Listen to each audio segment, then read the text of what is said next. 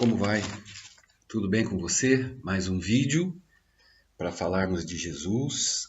Meu nome é Sherry Filho, sou jornalista e escritor, roteirista, trabalhei com televisão há muito tempo.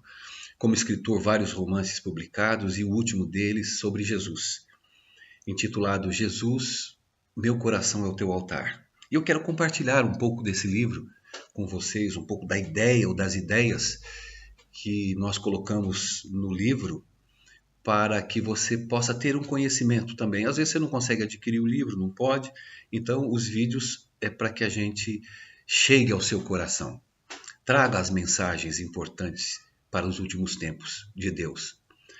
E legal, eu estou aqui na cidade Americana, gravando esse vídeo em casa, tranquilo, usando a mesma roupa do vídeo José 1, porque eu vou falar sobre José 2. E eu precisava manter mais ou menos o ritmo para a gente não se perder quando estiver acompanhando os vídeos. Muito bem. O que nós temos que entender, antes eu vou deixar o texto bíblico aqui para a gente meditar, está em Gênesis capítulo 37, no verso 33. Ele a conheceu e disse: é a túnica do meu filho. Um animal selvagem o terá comido, certamente José foi despedaçado. E a Bíblia diz que Jacó, no verso seguinte, rasgou as suas vestes e ficou em luto durante muitos dias. Foi um sofrimento muito grande por uma palhaçada de pessoas invejosas, pessoas terríveis. Mas Deus tinha planos. Aqueles garotos achavam que iam destruir José, porque eles pensavam que o plano deles estava sendo executado. Mas mal sabiam eles que eles estavam sendo usados por Deus para executar um plano de Deus. Por que Deus executaria plano de tal magnitude? Fazer um homem sofrer, você sofrer. Não é sofrimento, amor, meu querido, minha querida telespectador. Não é sofrimento, é amor. Você sabia que o amor, muitas vezes, você tem que ser desprotegido? Você tem que passar pela dor da desproteção? Eu sei porque eu tenho uma filha e eu, como pai e avô, eu cuido dela como se fosse a minha ídola, a minha deusa. O amor é muito grande. Você que tem filho pequeno, você sabe. Você que tem irmão pequeno, pai e mãe. E muitas vezes isso não é bom. Não muitas vezes, na maioria das vezes. Se você não desproteger o seu filho, você vai criar um desumanizado, vai criar uma pessoa infantilizada para o resto da vida. Você calcula Deus protegendo José o tempo todo. O excesso de amor desprotege. Ao contrário, né? O amor precisa passar pela dor para desproteger. O excesso de amor faz com que você seja desprotegida. E isso é o medo que Deus tem com aqueles que Ele ama. Então não dá para entender, nem quero entender, eu também não quero saber. Não quero entender. Eu quero entender que o plano estava sendo traçado e que Deus tinha plano e que ele fora entregue nas mãos de senhores da escravidão. Hoje em dia nós vivemos nessa escravidão, com esse Congresso, com esse povo roubando, com esse povo deixando a gente passar necessidade. A gente está quase que escravizado na vida, trabalhando para sustentar a oligarquia. Então, naquela época, quando os meninos jogaram José para um desaparecimento eterno, acharam que nunca mais iam ver o menino, mal sabiam eles o que Deus tinha preparado para ele. E o legal é que a palavra de Deus diz que José, a caminho do Egito, ele estava sendo levado, mas no seu alforje, na sua mala, estava indo Deus com ele. Deus era o seu companheiro. Ele em nenhum momento ele ridicularizou, ele blasfemou, ele xingou os irmãos. Ele só olhou apavorado e falou: mas vocês vão me vender? Eu? Não vende não, cara. Não me venda, por favor. Me compra de volta. Eu quero ficar com o papai, com a mamãe. Ele tentou de todas as formas ficar na vida que ele estava amando, que ele estava querendo, que ele estava precisando. E era tudo o que ele queria. Mas não era o que Deus queria. E isso ocorre na tua vida. Isso ocorre na minha vida. Espero que ocorra.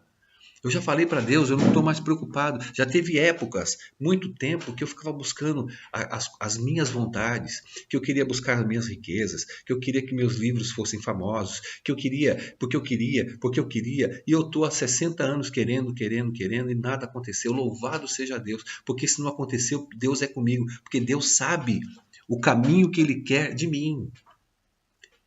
Deus sabe o que Ele quer fazer comigo para a obra dele. É por isso que eu oro, é por isso que eu busco o Espírito Santo, é por isso que eu tenho comunhão com Deus, é por isso que eu busco a Deus incessantemente todos os dias, pelo menos no mínimo 1 hora por dia, nas minhas madrugadas, de joelho em meu quarto. Eu estou atrás de Deus, eu quero que Deus faça de mim um instrumento da sua vontade, que eu vá para onde Ele quiser que eu vá, que Ele faça o que Ele quiser fazer comigo, que eu entre na cadeia, não tem problema nenhum.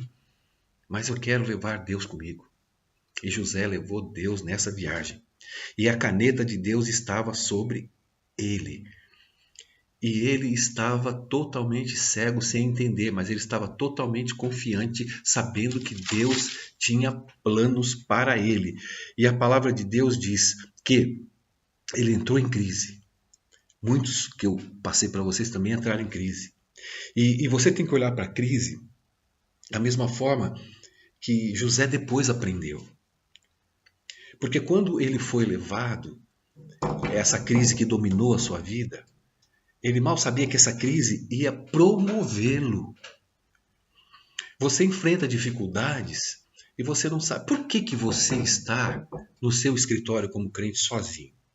As pessoas tirando sarro da tua cara. Porque Deus quer mudar pessoas.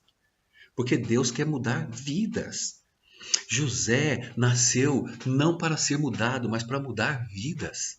Se nós voltarmos um pouco à vida de José antes dele seguir esse caminho, você vai notar que José transformou a vida da mãe. Ele honrou a sua mãe já no ventre materno. A mãe não podia ter filhos.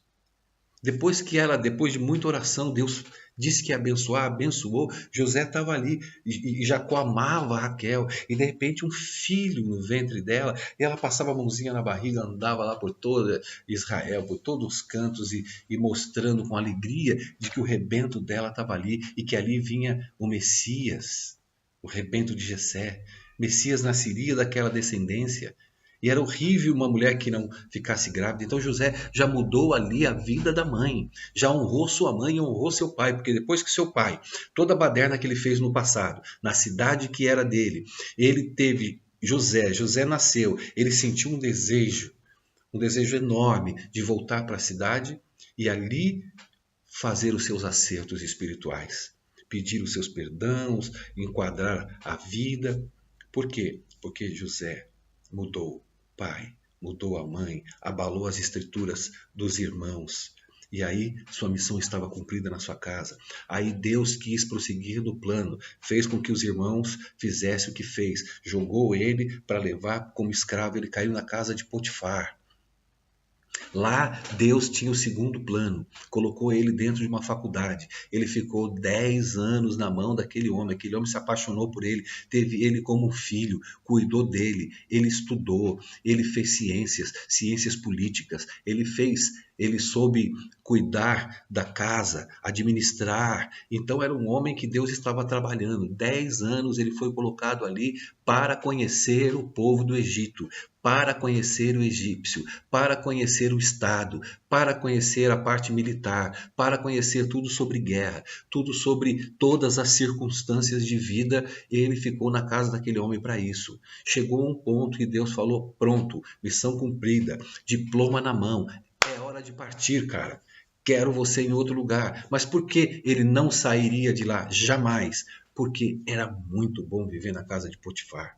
Era muito entretenimento, era muita abundância, era muita roupa nova, era muitos passeios, era muita graça, é água quente, é perfume, é rosas no corpo, é comida em abundância, é tudo de bom a vida de Potifar. Ele jamais sairia dali se Deus não o tirasse. Então Deus usou quem? Mulher de Potifar. Só assim ele podia sair dali, senão ele não ia fazer o alforjezinho nem dando sonho para ele, ele não ia querer sair dali. Estava muito bom. E às vezes nós somos assim.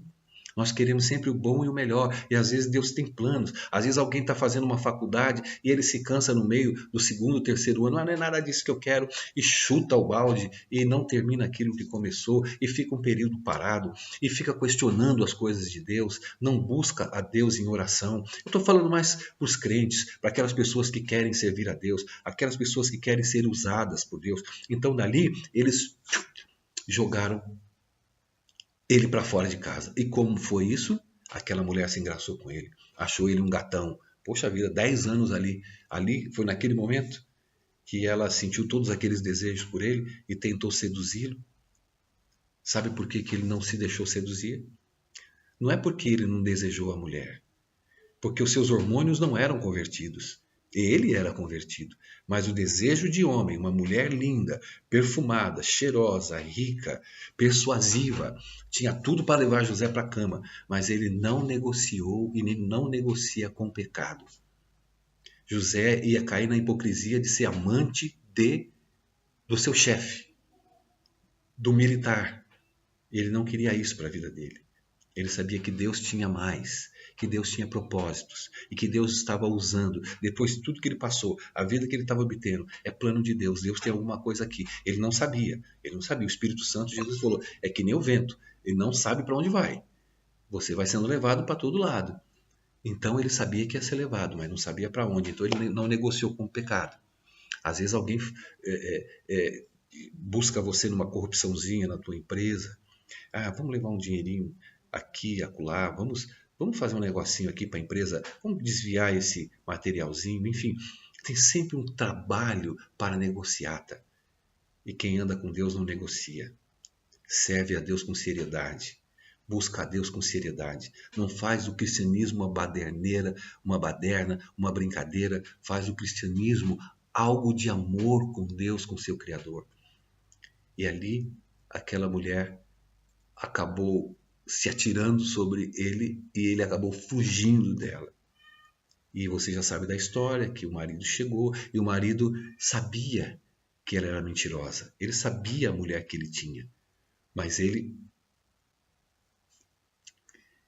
apaixonado, calou a boca, porque se ele soubesse que o cara tinha atacado a mulher dele mesmo, ele teria mandado matar. Aí ele mandou ele para a cadeia, porque Deus tinha plano na cadeia para ele.